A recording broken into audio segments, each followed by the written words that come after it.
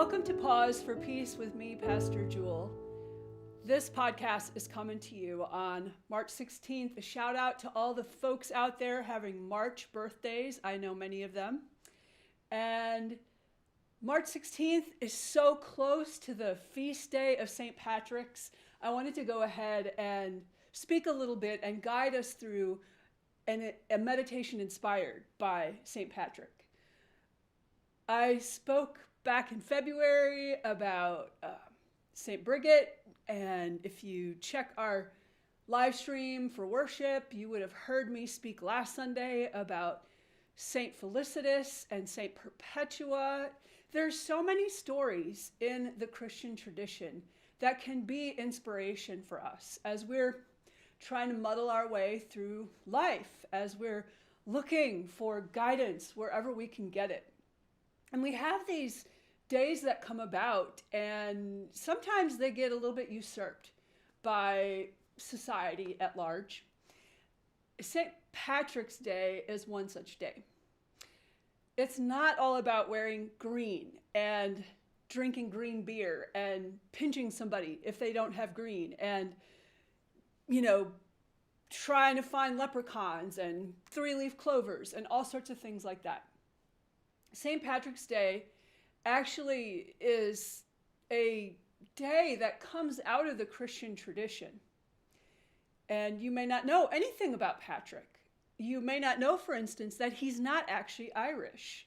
St. Patrick, first of all, I also should say that he never was officially declared a saint by the church. It's just he took on this legendary status, especially among the people of Ireland and the Irish descendants who are kind of in diaspora all over the world, especially in the United States, in Australia, and in Canada, where so many had to leave their country, their island country in the 19th century, early 19th century. There was a potato famine, and there were many who left. And so these traditions started to come into America, actually. The United States of America is the first place where St. Patrick's Day parades took place. And it's kind of funny to think that this celebration of all things Irish really started by the Irish who were trying to keep to their traditions as they were here in the United States, trying to make their way in a new world. So, like I said, Patrick was not born in Ireland. Patrick actually, his early years are in Britain. He's born in Britain, and there is stories about his family being raided, their land in which they were living, being raided, and Patrick as like a teenager, Patrick is taken away. He's like one of the loot, if you will, of the tribe that came in to conquer. And so he's taken away and he is enslaved in Ireland. That's how he begins his life on the shores of Ireland. And depending on sources and legends and lore, there are those, I like to go with this part of the story. There are those that say, in the history of St. Patrick, and you can actually read his autobiography, there are those that say that Patrick, while he was enslaved, there was a way that his ire kind of burned. He was so angry about being enslaved, and he was made a shepherd in the hills of Ireland when he was enslaved. And there are some sources that say that while he was there in that enslaved state, that he actually began having these visions, these dreams that were coming to him from God. And, Patrick didn't want to stay enslaved. Nobody who doesn't have their freedom wants to stay without freedom and their sovereignty, their right to choose over their own body. All of us want our self-sovereignty. And Patrick did everything he could to get out of Ireland.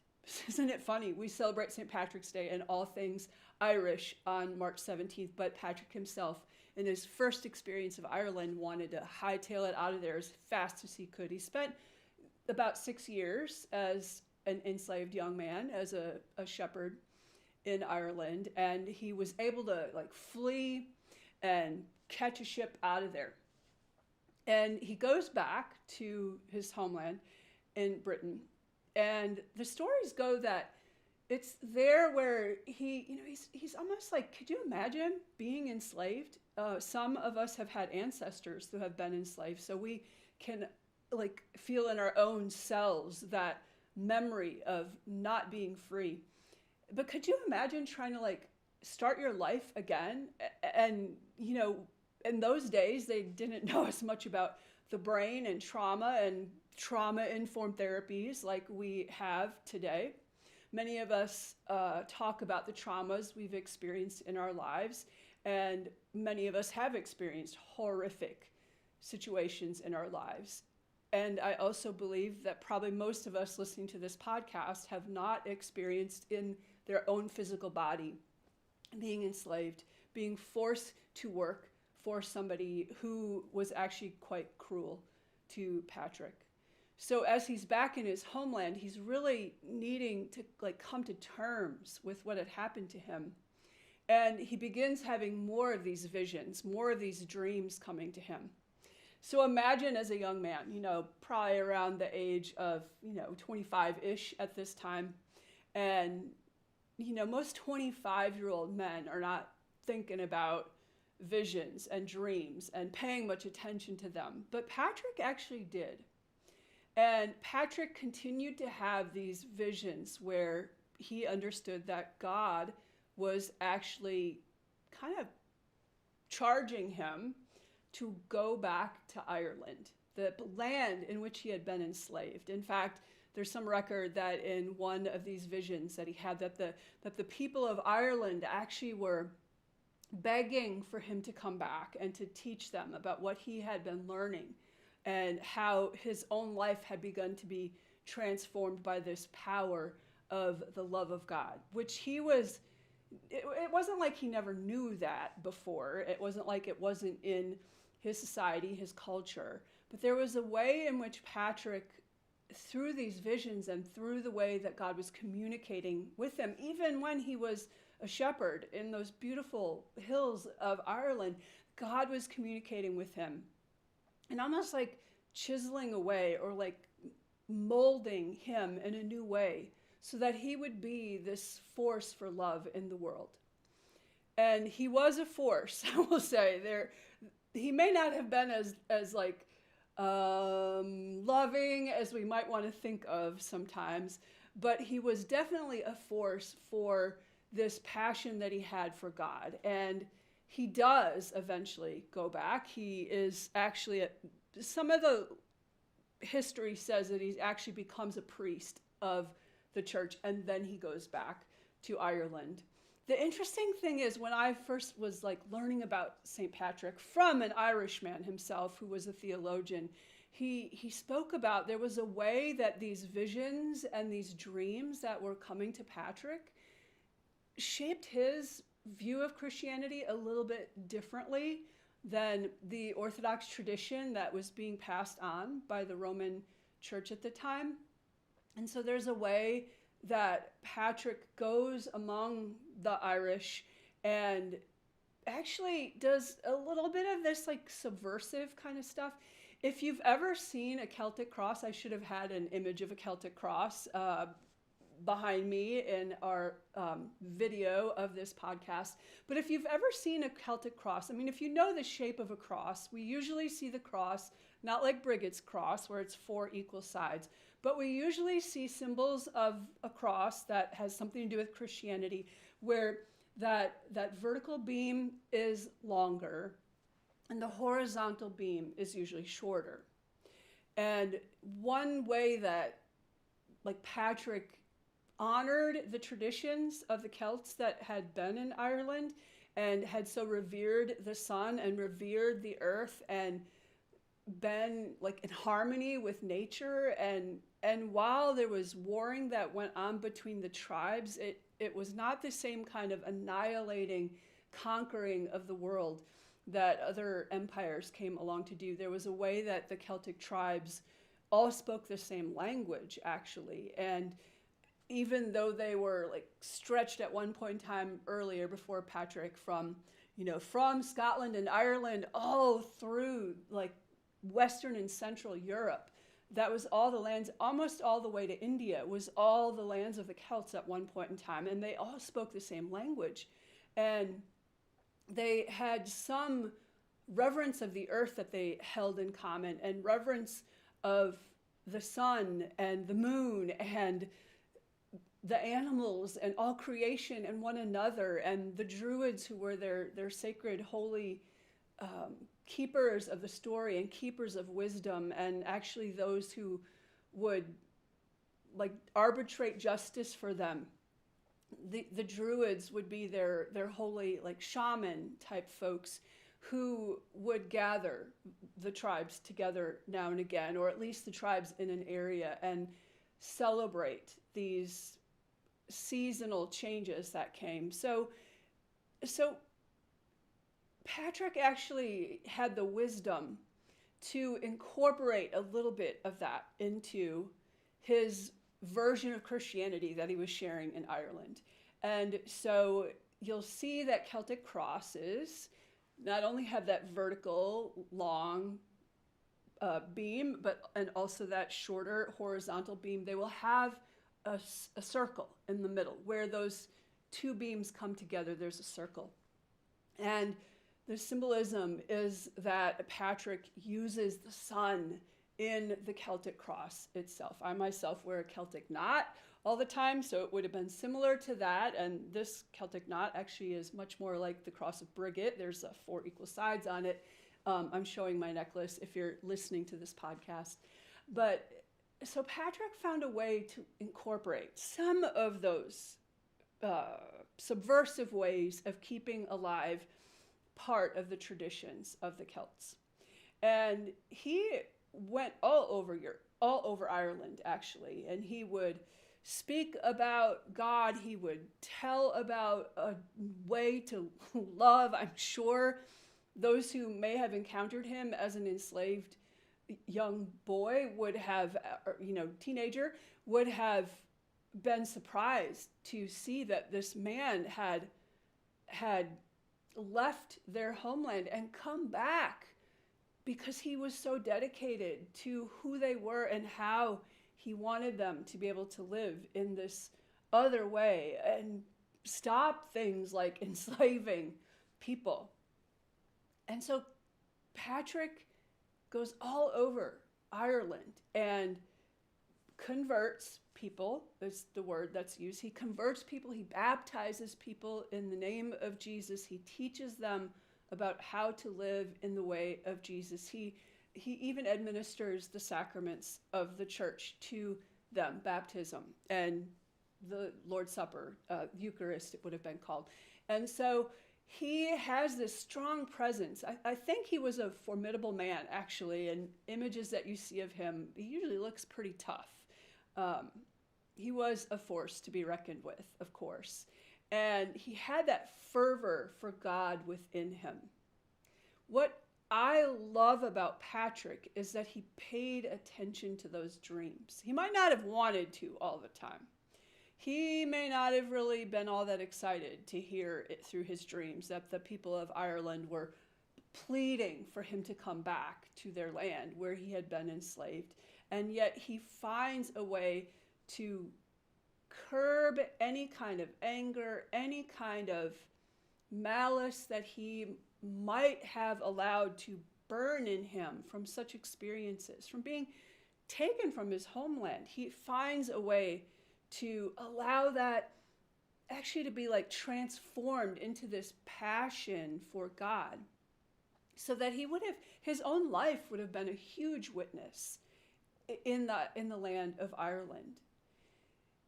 It's one of the reasons why he is remembered today, this man from the 5th century who made such an impact, who started out in Britain and went on back to those where he had been enslaved, and to those who treated him so poorly. He went back all over their land. It didn't matter to him any longer that they were the people that enslaved him. What mattered to him is that he began to see them as his brothers and sisters in Christ. And he wanted them to know and to become a people that were unified around these ideals of love, around brotherhood and sisterhood, around laying down weapons in order to be a people that would actually emanate peace and love from their land into the world. Lots of traditions around Patrick. Probably not a whole lot of traditions going to happen on March 17th that are actually going to encourage us to pay attention to our dreams and our visions. We may be those who are in cities where we'll be in parades and celebrating all things Irish.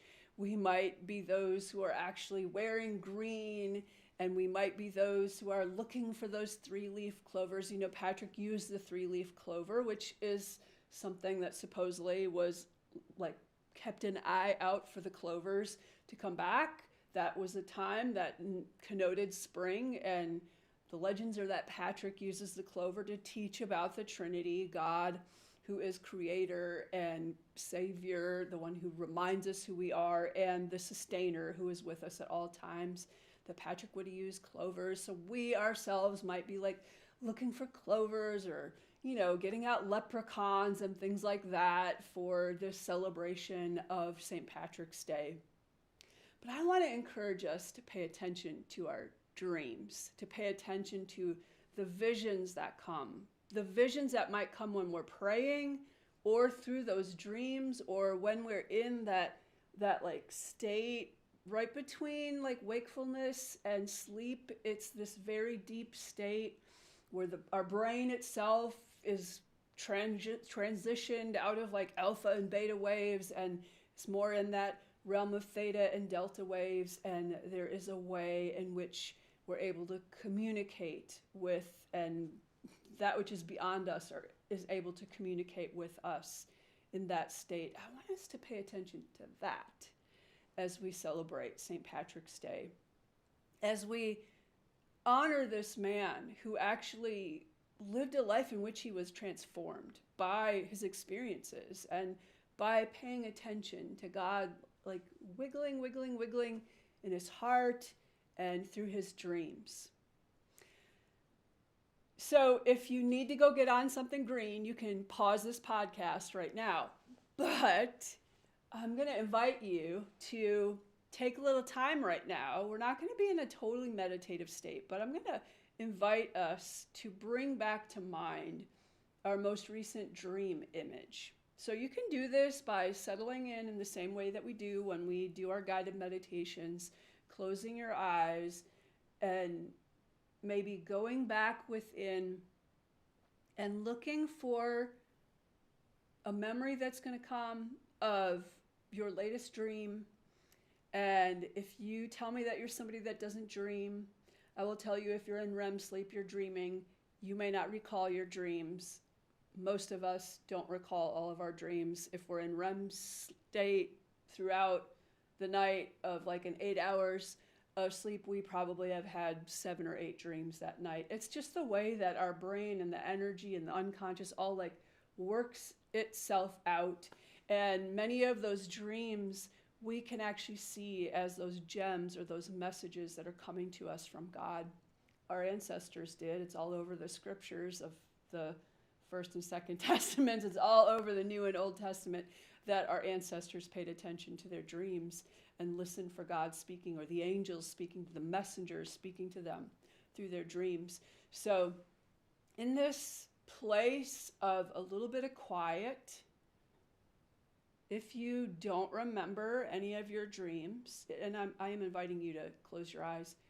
If you don't remember any of your dreams, I want you to be paying attention in this quiet time, like reflecting upon any of those, what's called in the Jungian tradition, those synchronicities, those things that kind of happen and seem like they might have happened before, or the synchronicity of like running into the same number again and again, or the same animal again and again, or the same image like that keeps popping up and getting your attention. Those are all synchronicities. They all are kind of coming from that same place of God, the dream giver, trying to let us know something that we need to know, that we need to wake up to.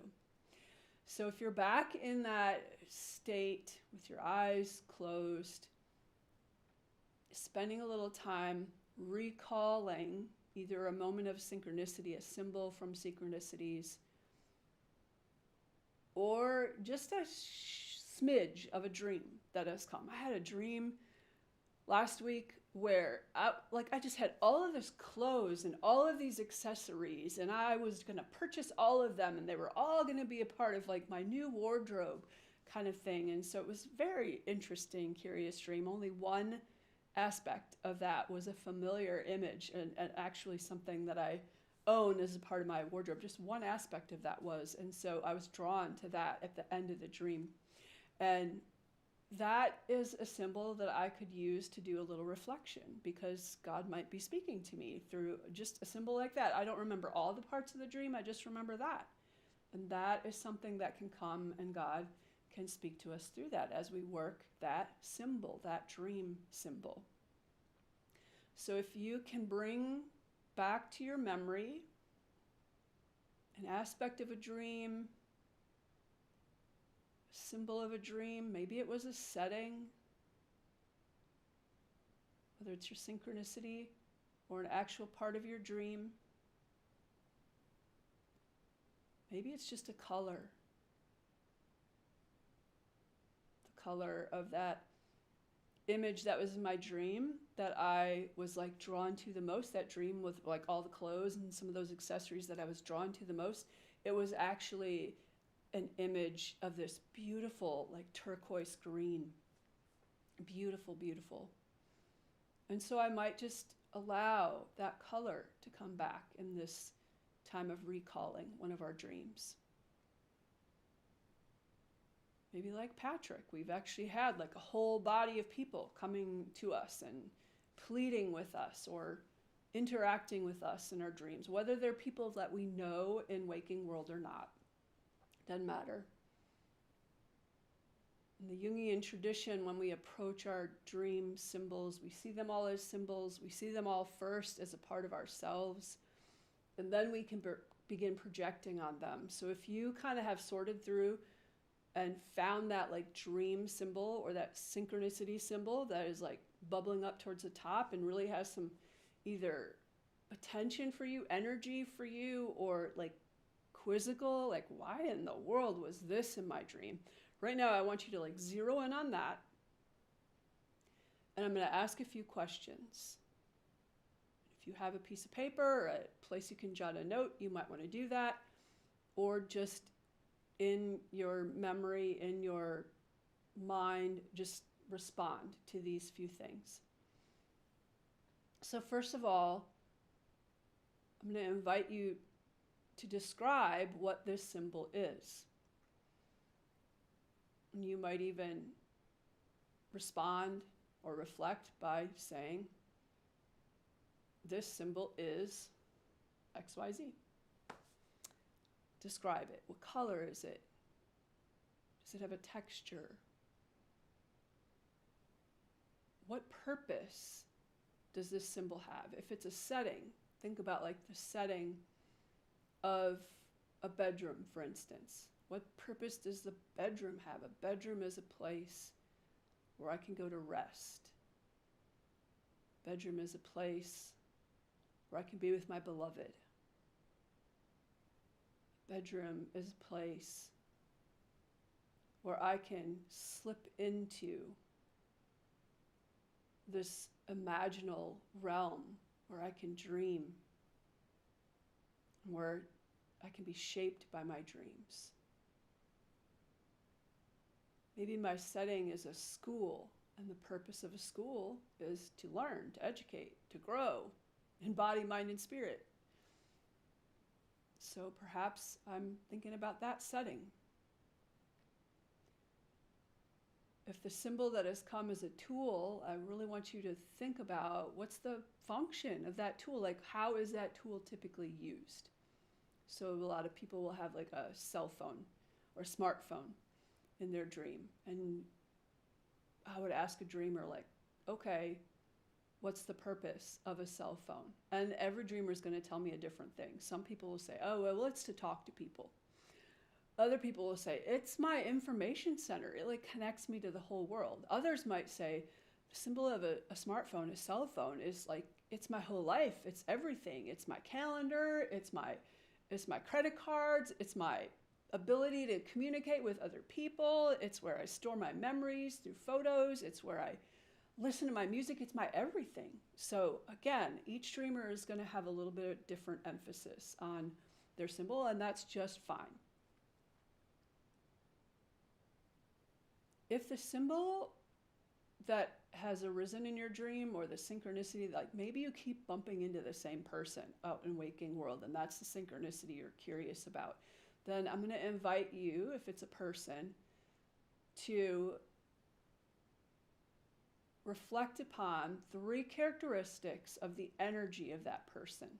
I don't really need us to think about like, oh, well, they always wear black, or, whatever. Maybe they always wear black, which is a characteristic showing that their energy is actually very somber, or it's very plain, whatever that might be. So not so much the physical characteristics or description, but more like the energy that they carry, characteristics about their personality. So I might be thinking about like a fiery red-headed woman that's in my dream. And fiery might even be a word that I would use to describe that person. And bold and brash, maybe all of those energies. And this might even be like a person I've never met in my life, or it might be like my mom or something like that. And so as we reflect upon these people and the energies, the characteristics that they bring, we can begin to see, how am I integrating those energies? How are those energies showing up for myself in waking world? Or how might those energies actually be needed in my waking world? Like, how might I need to be a little bolder and a little more fiery and a little brash to step outside of whatever box I feel like I'm stuck in? That's a way to work with the energy of people who show up in our dreams. So let's return to a little bit of quiet. We've had a bit of a chance to project, it's called projecting, upon these symbols that have come. And you might even ask that symbol in the quiet to tell you why they have come in the dream and why they're coming back for reflection right now. What are they here to tell you about your own life, your own emotional life, your intellectual life, your physical life, your spiritual life? What are they here to tell you about yourself? Maybe they are here, maybe that symbol of a school is just here to be like, you are in a time of learning. You are trying to master something new, and you're growing, but you're not there yet. You haven't graduated fully from the lesson that you need to learn for your days, but you're working on it, and you're doing your homework to make progress, and you're meeting with other people who are helping you along that way. That might be one way that that symbol of a school is giving you some insight into what's going on in your waking world.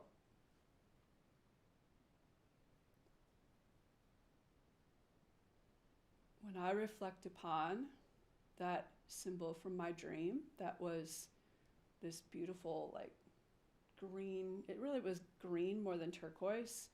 And I'm like reaching for that at the end of the dream, like that's the thing that is essential, that if I can't buy all of these accessories and all of this clothes, then that's the thing I must have, which interesting, I already have it in my waking world, but like that's the thing I'm reaching for. Then as I think about that color and like, where does that color even show up in my system? And as somebody who knows about energy and the vibrational patterns of energy and frequencies that show up as different colors. Green is associated, for St. Patrick's, isn't this funny? Green is actually associated with the energy of the heart. And in that dream, I'm like reaching for that accessory, that beautiful green. I'm reaching for the energy of my heart. And it might very well have been a sign that day that I need to pay attention to what is going on in the energy of my heart. Today I need to be grounded back into it and remember that I'm like reaching to have that as how I live each and every day, to be like part of the clothes, the accessories I put on as I live in the world, the energy of my heart.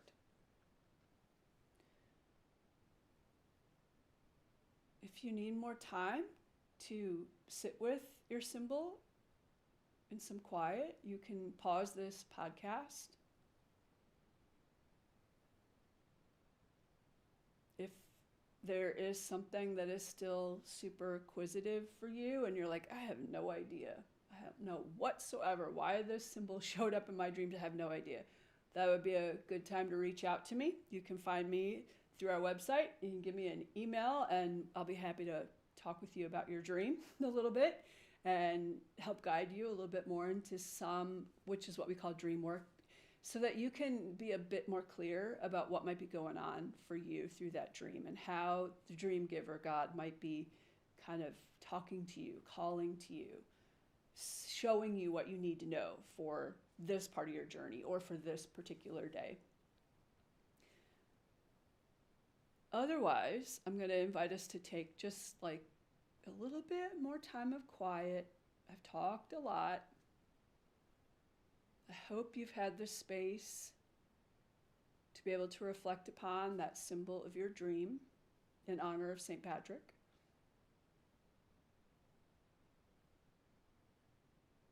Or that synchronicity that keeps coming. Maybe even it's like a pattern that you keep bumping into, a same pattern in other people or in yourself as you live through the world. Those are all things that you can spend some time reflecting upon in these ways, like what's going on in that pattern? How is it like pertaining to what's going on in my life right now and what I might need to be incorporating into my life right now? In the dream world, we often talk about tinctures and how, especially around people, if they have certain energies, the question always comes is like, is there a tincture, a little bit of their energy that I need to add into who I am so that I can move forward in my life and I can be who I need to be in the world each day? All right, so take another deep breath.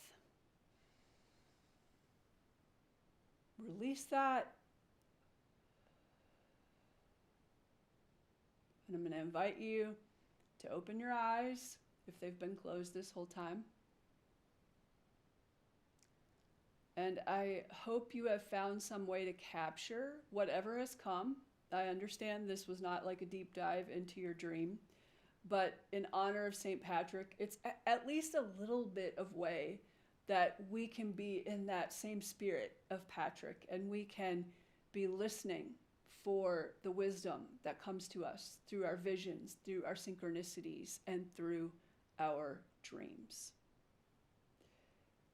I hope you have a beautiful week this week and that you will do something to honor St. Patrick. I'm not going to tell you what to do, but maybe invite a dream to come, either as you go to bed on Sunday night or go to bed on Monday night. Like, invite a dream to come that will be something that you're wanting clarity on, and asking Dream Giver, asking God to give you as much clarity as God was able to give Patrick through his dreams.